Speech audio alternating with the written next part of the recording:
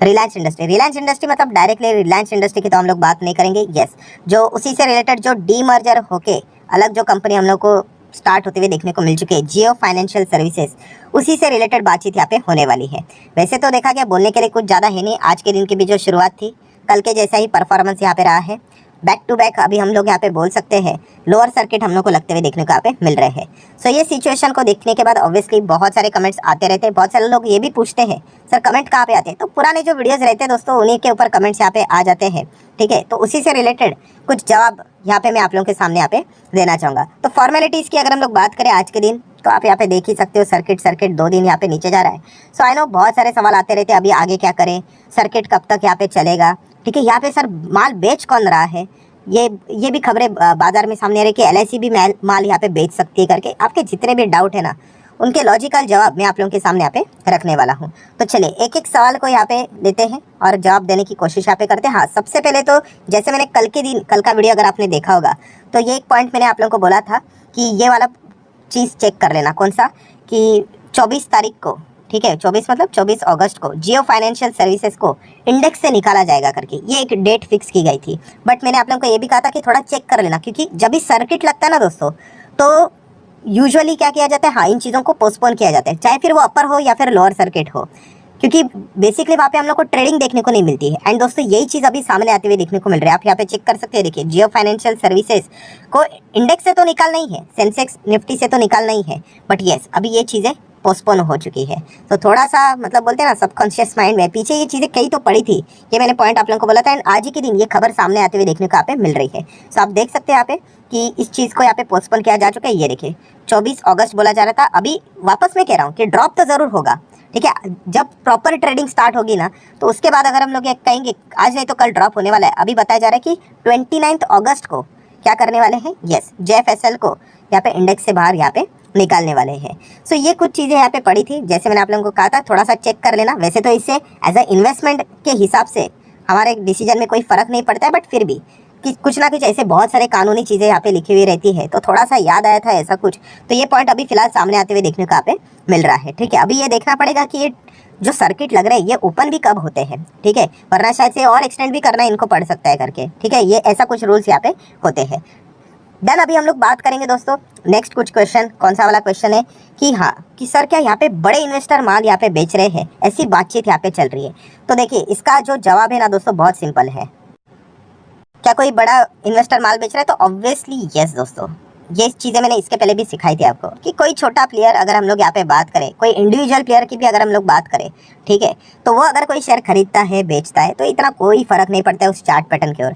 कोई भी स्टॉक में आपको सर्किट चाहे वो अपर सर्किट हो लोअर सर्किट हो, ये तभी देखने को मिल जाता है जब एक बड़े प्लेयर इस प्रकार की चीज़ें करते हैं। बड़े प्लेयर मतलब क्या दोस्तों कि चलो एक एग्जांपल ले लेते हैं। ठीक है, जैसे कि अगर हम लोग बात करें, चलो हमारी बात कर लेते हैं SMKC। अभी मैं एक इंडिविजुअल हूँ, ठीक है, अगर मैं एक इंडिविजुअल एज अ जाके शेयर खरीदता हूँ या फिर बेचता हूँ, चाहे फिर मैं 10 करोड़ के शेयर खरीदूँ बेचूँ, कुछ ज़्यादा फर्क नहीं पड़ेगा, दिखेगा भी नहीं वो शेयर प्राइस पे उसका इम्पैक्ट।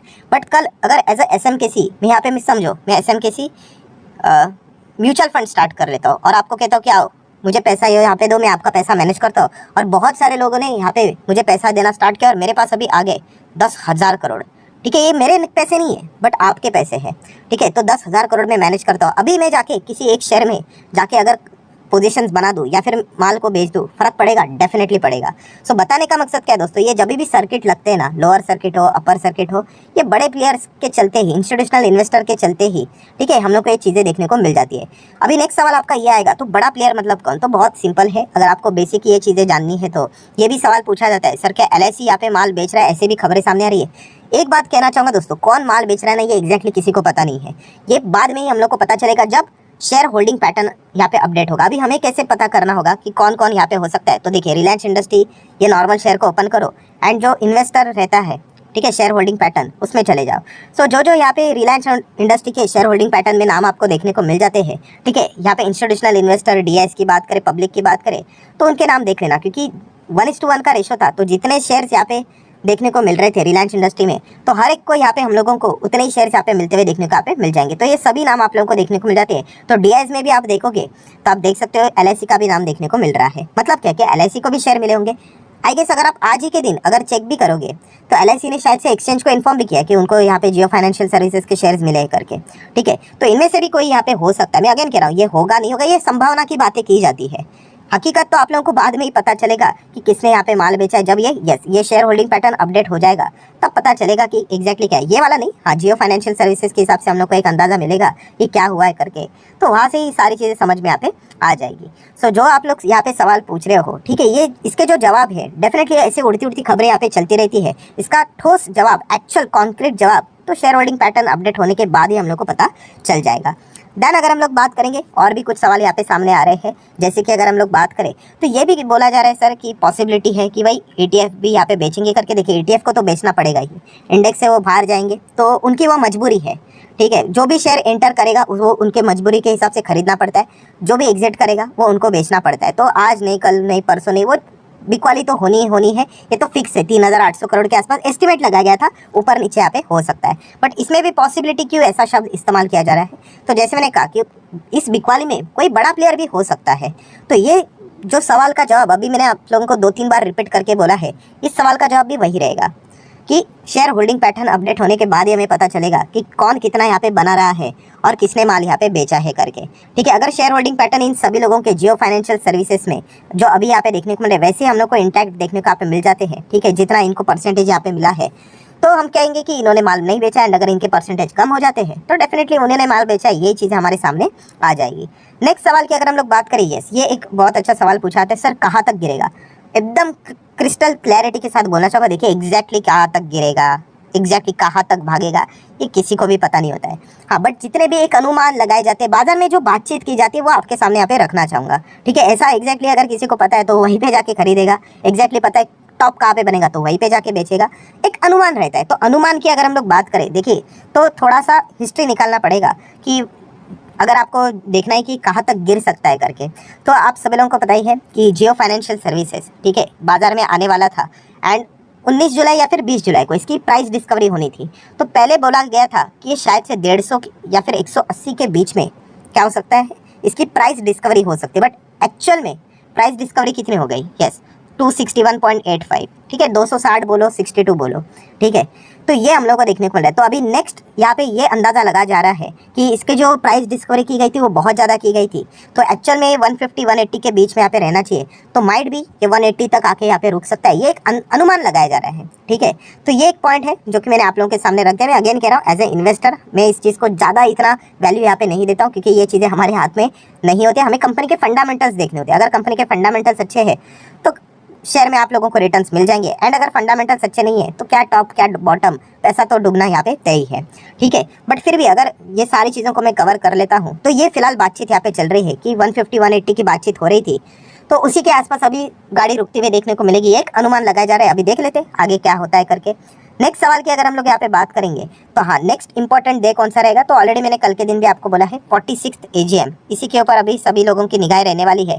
तो रिलायंस इंडस्ट्री से ज़्यादा निगाह रहने वाली है जियो फाइनेंशियल सर्विसेज वालों की, ठीक है। एंड ये तारीख कब रहने वाली है दोस्तों, तो ऑलरेडी मैं आपको बोल चुका हूँ 28 अगस्त को हम लोग को यहाँ पे रिलायंस के AGM देखने को मिलने वाले। शायद से दोपहर को 2 बजे वीडियो कॉन्फ्रेंसिंग के थ्रू भी ये सारी चीज़ें कवर होते हुए देखने को यहाँ पे मिल जाएगी। सो उस वक्त देखा गया तो जो JFS वाले रहेंगे उनका एक्सपेक्टेशन एकदम हायर लेवल का रहेगा, भाई कुछ तो अच्छा अनाउंसमेंट यहाँ पे कर दो। ऑब्वियसली अनाउंसमेंट मतलब कोई बोनस स्प्लिट या फिर इसके अनाउंसमेंट नहीं होगी, बट यस कुछ तो क्लैरिटी से रिलेटेड, बिजनेस से रिलेटेड कुछ तो पॉइंट यहाँ पे बोल देंगे मुकेश अंबानी सर। ये एक अनुमान फिलहाल तो बाजार लगाकर यहाँ पे चल रहा है। देन अगर हम लोग आखिरी सवाल की अगर हम लोग यहाँ पे बात करें तो ये सबसे ज़्यादा यही पूछा था, इसका जवाब मैं वैसे भी कल के दिन दे चुका हूँ आपको। आज के जवाब में और कल के जवाब में कोई फ़र्क नहीं मिलेगा। इनफैक्ट कल के दिन भी अगर कुछ सेम सिचुएशन रही तो मेरा जवाब वही रहने वाला है, सर क्या हम लोग एग्जिट करें, ठीक है। सबसे पहले मैं अपनी बात बता देता हूँ, क्या रिलायंस इंडस्ट्री ये जियो फाइनेंशियल सर्विसेज क्या ये शेयर मेरे पास है, तो मैंने कल भी बोला था यस ये मेरे पास है। क्या मैंने खरीदा है, तो बिल्कुल भी नहीं। रिलायंस इंडस्ट्री का जो शेयर मेरे पास पहले था बहुत सालों पहले, ठीक है, तो उसी से रिलेटेड जो डीमर्जर हुआ है उसी प्रोपोर्शनेट में मेरे अकाउंट में वो जियो फाइनेंशियल सर्विसेज का भी शेयर यहाँ पे आ चुका है। सर क्या अब उसको आप बेचने वाले हो, मैं कोई जल्दबाजी करने वाला नहीं हूँ, मैं तो लॉन्ग टर्म के लिए उसको ऐसे ही पड़े रहने देने वाला हूँ, कोई दिक्कत की बात यहाँ पे नहीं है। देन जो सवाल यहाँ पे पूछे जाते हैं, ठीक है, ये तो मैंने मेरे साइड से चीज़ें बोल दी, क्या मैं एग्जिट करूँ, ये जो लोग सवाल पूछते हैं मैंने उनको कल भी बोला है कि एग्जिट मतलब किस टर्म में, ठीक है। अगर आप एक लॉन्ग टर्म इन्वेस्टर हो तो आपने एंट्री क्यों ली, पहले ये तो बताओ। बस ऐसे ही रैंडमली एंट्री लिए तो फिर बहुत ही गलत बात है, मैं आपको बोल चुका हूँ। ये रैंडमली एंट्री करना, एग्जिट करना है, बहुत डेंजरस चीज़ होती है, ठीक है। बट अगर आपने फंडामेंटल्स देखकर अगर चीज़ों को मतलब जज करके डिसीजन यहाँ पे लिया है, ठीक है, तो फिर आपको इस चीज़ों से ज़्यादा फर्क यहाँ पे वैसे भी पड़ना नहीं चाहिए, क्योंकि जो एक्चुअल में फंडामेंटल्स की स्टडी करने जाएगा उसको पता है ये जो जियो फाइनेंशियल सर्विसेज है, ठीक है, ये जो कंपनी है इसका बिजनेस अभी तक प्रॉपरली स्टार्ट भी नहीं हुआ है। क्योंकि अगर हम लोग देखें इंश्योरेंस का बिजनेस, जियो फाइनेंशियल सर्विसेज ने क्या बोला कि वो इंश्योरेंस के बिजनेस में आने वाले, मैंने इसके ऊपर भी वीडियो बनाया है। क्या वो बिजनेस स्टार्ट हुआ है? बिल्कुल भी नहीं। पहले तो इनको IRDAI से लाइसेंस मिलने के लिए लगभग 1 साल तो यहाँ पे लग जाएगा, उसके बाद वो बिजनेस में एंटर करेंगे, ठीक है। तो बिजनेस स्टार्ट नहीं हुआ है बट होने वाला है। देन सिमिलर वे अगर हम लोग बात करें AMC का बिजनेस, क्या वो स्टार्ट हुआ है? तो नहीं हुआ है, बट ब्लैक रॉक के साथ इन्होंने पार्टनरशिप यहाँ पे की है, तो डेफिनेटली आज नहीं तो कल वो भी बिजनेस यहाँ पे स्टार्ट होने वाला है। सो भविष्य में ये सारी चीज़ें स्टार्ट होने वाली है दोस्तों, उसी से रिलेटेड देखकर बहुत सारे लोग यहाँ पे दाव यहाँ पे लगा रहे हैं। तो आपने भी उन चीज़ों को मद्देनजर रखते हुए ही डिसीजन यहाँ पे लेना चाहिए। बट ऐसे रैंडमली जाके खरीदोगे कि चलो खरीद लेते, कुछ तो नया आ रहा है बाजार में, बातचीत यहाँ पे हो रही है, तो ऐसा करोगे तो फिर मैं कोई भी सवाल का जवाब दे दूँ वो तो अनक्लियर ही रहेगा। जितना शेयर नीचे जाएगा आप डरते रह जाओगे और बाद में आप वैसे भी पैनिक होकर कभी ना कभी माल को यहाँ पे बेच ही दोगे। सो ओवरऑल मैं बस इतना ही कहना चाहूँगा दोस्तों, सिर्फ रिलायंस या फिर जियो फाइनेंशियल सर्विसेज की बात नहीं हो रही, ये मैंने कल के दिन भी बोला था, हर वीडियो में बोलते रहूँगा मैं कि कभी भी अगर मैं आपको मिला और मैं आपको पूछूंगा कि आपके शेयर्स कितने, ये शेयर्स है, मुझे बस रीज़न बता दो आपने क्यों खरीदा है। अगर आपका क्यों क्लियर होगा ना कि आप किसी भी शेयर में क्यों खरीदते हो, तो आपको एग्जिट के लिए भी ज़्यादा दिक्कतें नहीं होती है। अगर आप कहते हो कि ये जो शेयर है वो भविष्य में बहुत अच्छा काम करेगा करके, बहुत अच्छे खासे रिटर्न्स भी बनाएगा करके, ठीक है, तो आप लोगों का सवाल एकदम क्लियर है, तो जवाब भी आपने के दिमाग में एकदम क्लियर यहाँ पे रह चुका है। बट आपको क्यों पता ही नहीं है, आप क्यों में बोलोगे, आप सोच रहे हो कि मैंने क्यों खरीदा, बस ऐसे ही खरीदा, तो जवाब भी आप लोगों को मिलेगा नहीं कभी, ठीक है। तो ये पॉइंट आप लोगों को पता है यहाँ पे होना चाहिए, और ये खुद को ही दोस्तों ये सवाल पूछना पड़ता है, ठीक है। सो अल्टीमेटली अगर देखा गया तो JFS ये जो गिरावट हम लोग को देखने को मिले, तो गिरावट में कोई गड़बड़ है क्या? अरे नहीं, बिल्कुल भी नहीं, ये इंपॉर्टेंट सवाल रह गया था, बिल्कुल भी नहीं। मैंने आप लोगों को बताया ना कि जिन लोगों को ये स्टॉक्स अभी मिले होंगे अकाउंट में और जिनको नहीं चाहिए वो बोलते कि हमें नहीं रुकना है, तो वो यहाँ पे बेच रहे होंगे, तो इसी चीज़ के चलते गिरावट देखने को मिल रही है। तो फंडामेंटल्स में ऐसा कोई हम लोग को चेंज होते हुए देखने को यहाँ पे नहीं मिल रहा है, एक जस्ट मैंडेटरी हम लोग को सेलिंग होते हुए देखने को मिल रही है।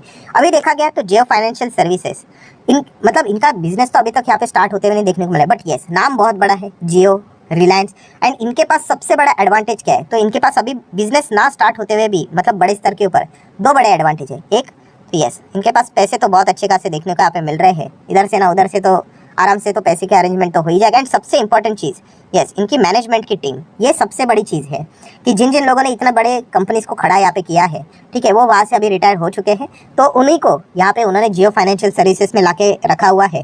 तो डेफिनेटली वो यहाँ पे इन कंपनीज को बहुत ऊंचाई स्तर के ऊपर लेकर जाएंगे। ये बाजार मतलब जो खरीदने वाले हैं वो इस चीज़ के ऊपर ज़्यादा दाव लगाते हुए देखने को यहाँ पे मिल रहे हैं, ठीक है। तो ये इनके पास सबसे बड़ा हम लोग को बड़े एडवांटेज वाले पॉइंट देखने को यहाँ पे मिल रहे हैं। बट यस इस चीज़ के लिए टाइम लगेगा, जैसे मैंने कहा ना, तो इंश्योरेंस का बिजनेस अभी स्टार्ट हुआ है, लाइसेंस तक नहीं मिला है, टाइम लगेगा। AMC की बात करें, टाइम लगेगा, हर चीज़ को यहाँ पे टाइम लगने वाला है। ये अभी हम कह सकते हैं जस्ट अभी शुरुआत हुआ है, आप ऐसे बोल सकते हैं लिस्टिंग के हिसाब से बच्चा जस्ट अभी पैदा हुआ है, आप तो डायरेक्टली मैराथन दौड़ने की बात कर रहे हो, तो वक्त लगेगा, ये पॉइंट आपको पता होना चाहिए। मतलब अगर कोई इसको खरीदने का भी प्लान बना रहा है, ठीक है, अभी क्या होता है, मान लीजिए सर्किट लगाए, मान लीजिए कल से अगर ऐसे ही अपर सर्किट लगने शुरू हो जाएंगे, कितनी भीड़ वापस आ जाएगी, खरीदो, ऐसा नहीं करना है। आपका डिसीजन पहले से ही क्लियर करके रखो कि आप क्या चाहते हो उससे, तो फिर आप लोगों को दिक्कत नहीं होगी, वरना वापस गिरेगा तो वापस शुरू हो जाएगा, अरे बेचो करके, तो ऐसा नहीं करना है, ठीक है। तो ये जो सारे सवाल थे आपके जवाब देने की कोशिश यहाँ पे मैंने यहाँ पे की है। सो आशा करता हूँ दोस्तों वीडियो हेल्पफुल लगा होगा, तो चाहो तो आप इसको लाइक एंड शेयर यहाँ पे कर सकते हो। एंड अभी